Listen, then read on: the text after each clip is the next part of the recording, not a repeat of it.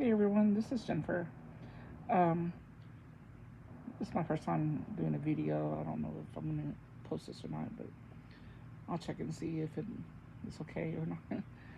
um, so I'm on Instagram here and watching all these videos and of fans that are becoming new fans and fans that have been fans in the past or that are now becoming back into the MJ fandom, into the Michael Mania that swept the world back in the 80s.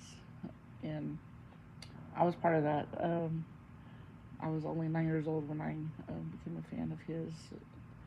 Um, Watching the Thriller video and the Beat It and Billie Jean video and the Motown 25 anniversary show when he first did the moonwalk.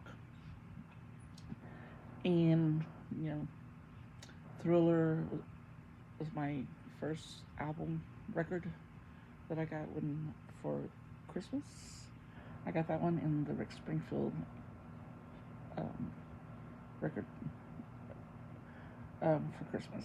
The so, but I really wanted the Thriller album because I was becoming obsessed with Michael at that point at 9 years old. Just watching everything that I could. When I could, I would go to the grocery store with my mom and watch,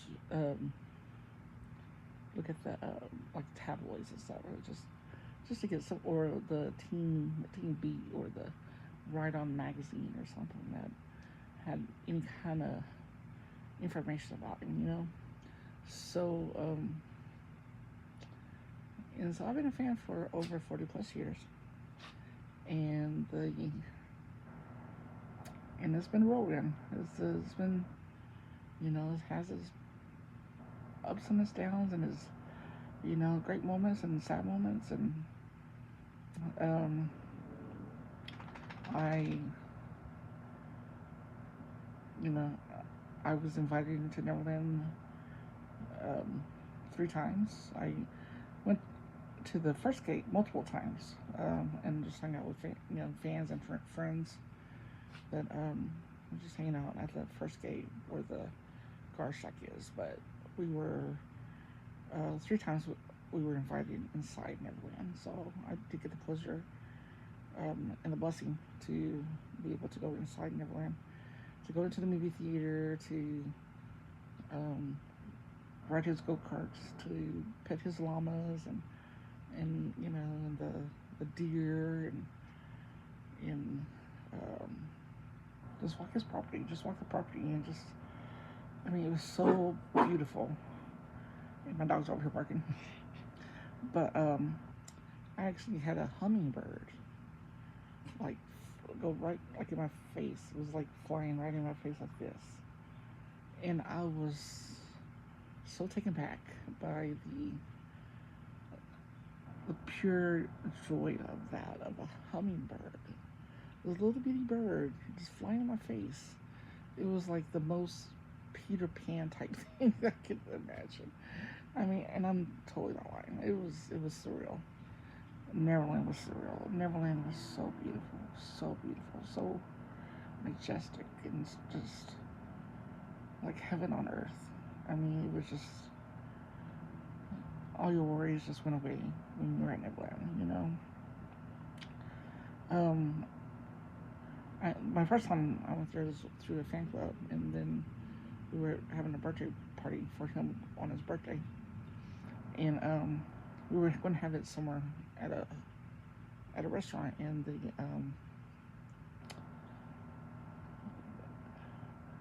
Michael caught wind of it that we were having his birthday there at a restaurant in Solvang, or Bolton, which is close to Neverland. And so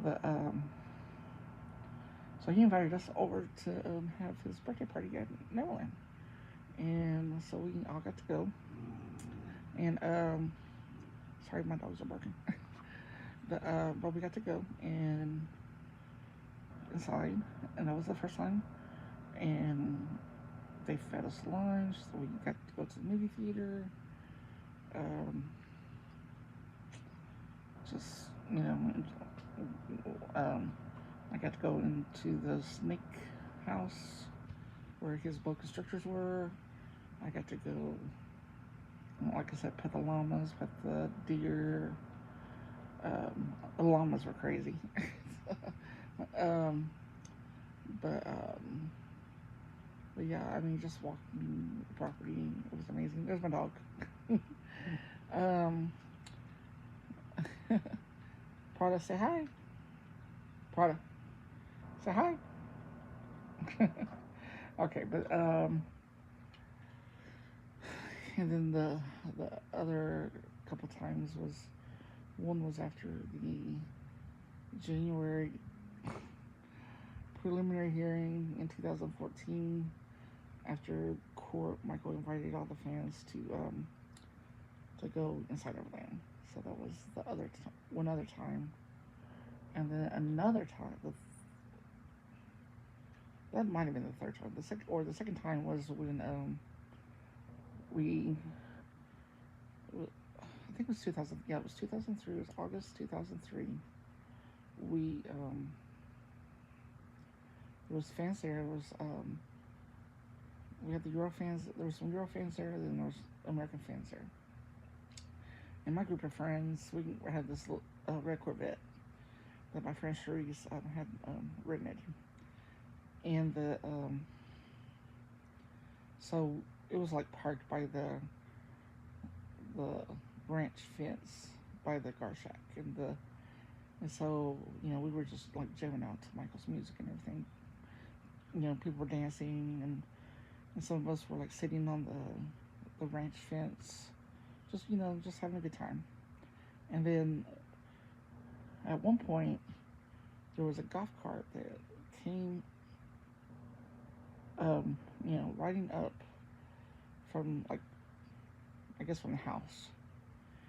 It's a huge property, and it takes like forever to get from the first gate to the second gate. It might be a mile long, so it's not. I mean, it's not like the house is not like right there by the first gate at all. It's a ways, and so so it was a golf cart, and they were approaching us, and we started. And it kind of was like Michael. I mean, it was at a far distance, but we was like, I think that's Michael. And then everybody started getting excited, and the Euro fans started running across the street because they were across the street, and they started running across the street, and they were like, oh, Michael, Michael. And the golf cart was like, whoop, and took off. So I think we scared. If it was Michael, I think we scared him. But I think he was going to come and talk to us. I mean, we will never know. But later on that night, we were still all there. But later on that night, he told his security guards at the gate to go ahead and let us in. It was probably already about 8 or 9 o'clock, and it was already getting dark. And Violet, the one of his one of the heads at Neverland, she told my group, because we were like singing 50 Cent's well, it's your birthday, we're gonna party like it's your birthday, stuff like that. So we so she came up to us. She said, since your car was giving me such a hard time, you're gonna be the last ones to get in. And we were like, what do you mean we're gonna be the last ones to get in? What do you mean? Why are we gonna be the last ones to get in? And then we're like, we're getting in. It didn't faze us at first that we were getting in to Neverland. That we were just gonna be the last car, and we're like, oh. So everybody just like jumped in a car. It didn't matter if it was your car or not. We just all jumped in a car, and and then lined up to go inside the gate and everything. And we probably stayed for about 2 or 3 hours. I think it was probably about around 11ish by the time we got out of there. I mean, we were just we couldn't go by the house because Michael was there, and so they just told us that we had to stay by the amusement park and the zoo, and so Uh, I don't know. I don't know if we could went into the movie. I think we did go, was able to go into the movie theater, and but they told us we couldn't buy the house because Michael was there. So and we all obeyed. We're, a lot of us are respectful fans. So we don't want to overdo it and become like a bad fan or whatever. And so we were all respectful. So we stayed our distance. And when they told us it was time to go, we all left. We walked back to our cars and we went back to our hotels and stuff. So, and that was at the time of the Celebration of Love event in 2003 in Los Angeles, and I think that was the day before the Celebration event was. I think the day after we went inside and ran, and then I heard that other fans went the next day after the Celebration of Love event and was able to get in again. So Michael was very open to his fans, for us to enjoy what he had, and anytime fans were like they were camping out by his hotel and stuff like that, he would always bring have his security guards to bring down like blankets and pillows and food like pizza or whatever to make sure that all his fans were taken care of properly. So I mean that was just the type of person he was, and he was such a caring, loving person, and that's one of the reasons why the fans love him so much. People ask me, it's like, Jennifer, why are you such a huge fan of Michael? What is it about him that makes you love him so much? And I tell everybody, it's like, it's because of Michael's heart. Michael had the biggest heart. He was so pure and so loving and so genuine and generous to everyone to a fault of his own. I mean, he and when you're somebody that's so sensitive, and I'm a sensitive person myself. I'm an empath. I think a lot of you MJ fans are empaths, and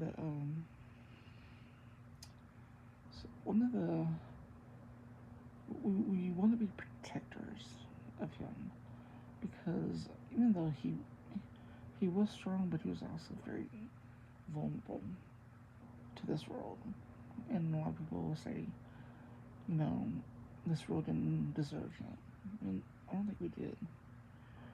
I think he was of another dimension. Like, I feel like I really did bring him down to earth for a reason, and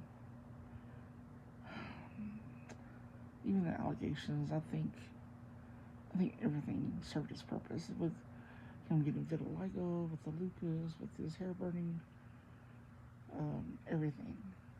I think everything has its purpose in life, and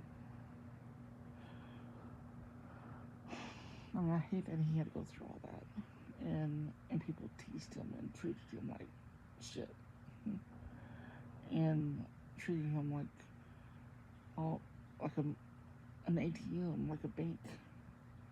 They just used him for money, and they still are.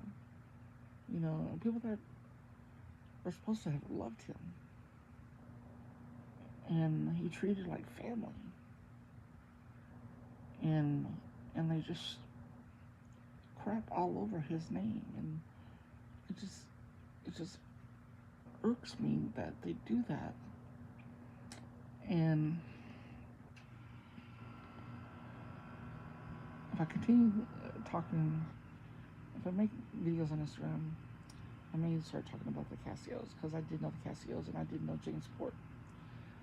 Me and James were friends since 2006, from MySpace up to about 2017 when he just stopped talking to me.